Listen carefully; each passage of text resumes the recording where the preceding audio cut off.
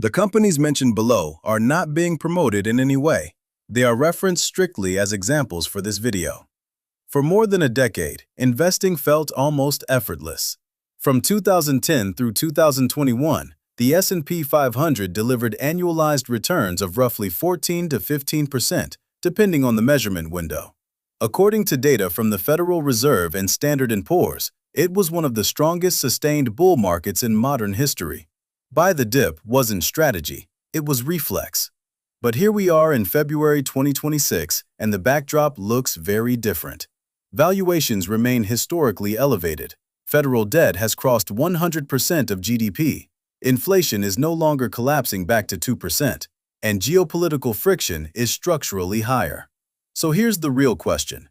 If you invest $25,000 today and commit $2,500 per month, can you realistically reach $1.1 million by 2038? In the last decade, the answer was almost certainly yes. In the next decade, the math says probably not, unless the strategy evolves. Let's zoom out. The U.S. economy is not collapsing. It's operating under what I would call growth with friction. According to the Congressional Budget Office, U.S. federal debt held by the public is now over 100% of GDP and projected to rise further over the next decade. Historically, when debt levels exceed GDP, growth slows. Not immediately, but structurally. High debt means increased interest expense, less fiscal flexibility, and greater probability of future tax adjustments. This creates what economists call fiscal drag. Growth doesn't disappear, it just loses altitude. Inflation has cooled from its 2022 peak, but it has not returned sustainably to 2%. Recent CPI prints hover between 2.7 and 2.9%. That matters because it limits the Federal Reserve's ability to aggressively cut rates. In the 2000s, markets were supported by near-zero interest rates and quantitative easing. Cheap money inflated asset prices. That lever may not be available in the same way from 2026 to 2038.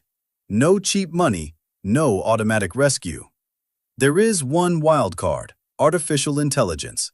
Major firms tied to AI infrastructure and software have driven a disproportionate share of market gains since 2023. But it's concentrated. Roughly 10 mega-cap companies account for an outsized share of index performance. If that narrow leadership continues, markets could outperform. If it falters, broad index investors feel it immediately. If you invest entirely in a total U.S. stock market index fund, you're buying approximately 3,000 companies. That sounds diversified, but market cap weighting means the largest firms dominate performance. Meanwhile, roughly 2,500 smaller companies in that index operate with thinner margins and lower cash reserves.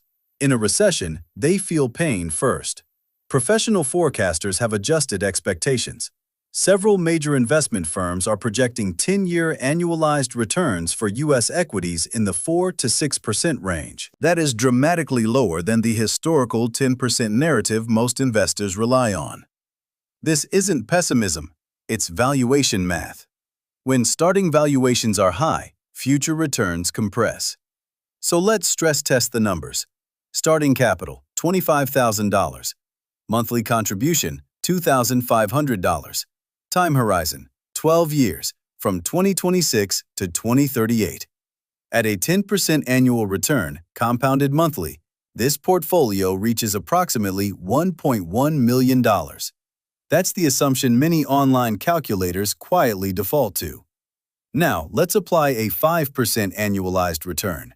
At 5%, the same contribution schedule grows to roughly $468,000 to $500,000, depending on compounding assumptions.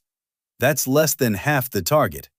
To reach $1.1 million at 5%, the monthly contribution would need to exceed $6,000.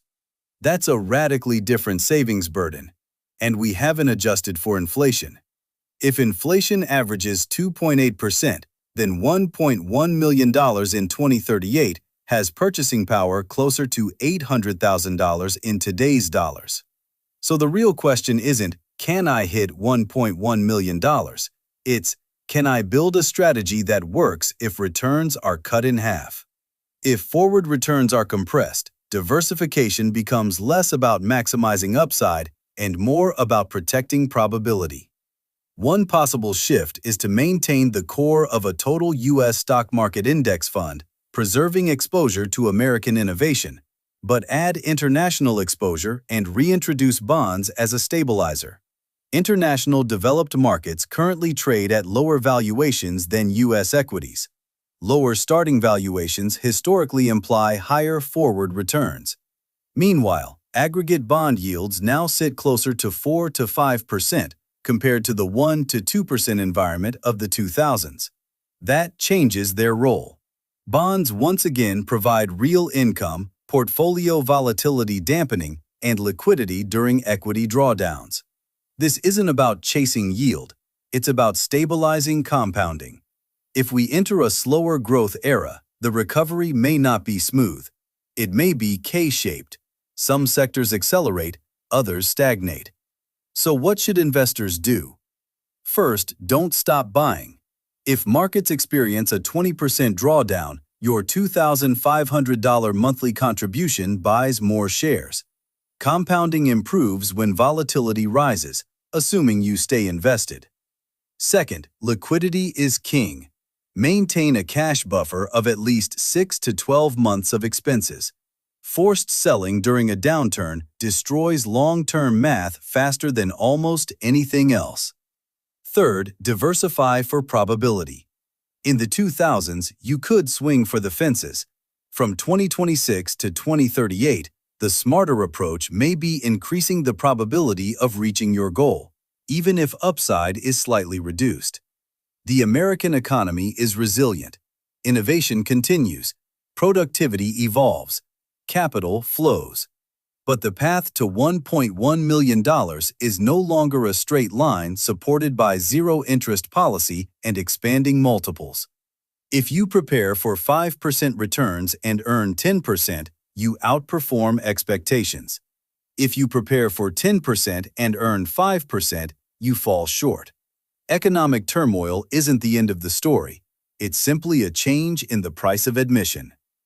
If you found this analysis valuable, consider subscribing for more evidence-based investing breakdowns. And I'd like to hear your perspective. Are you still modeling 10% returns, or have you adjusted your assumptions for the decade ahead? Let's discuss it in the comments.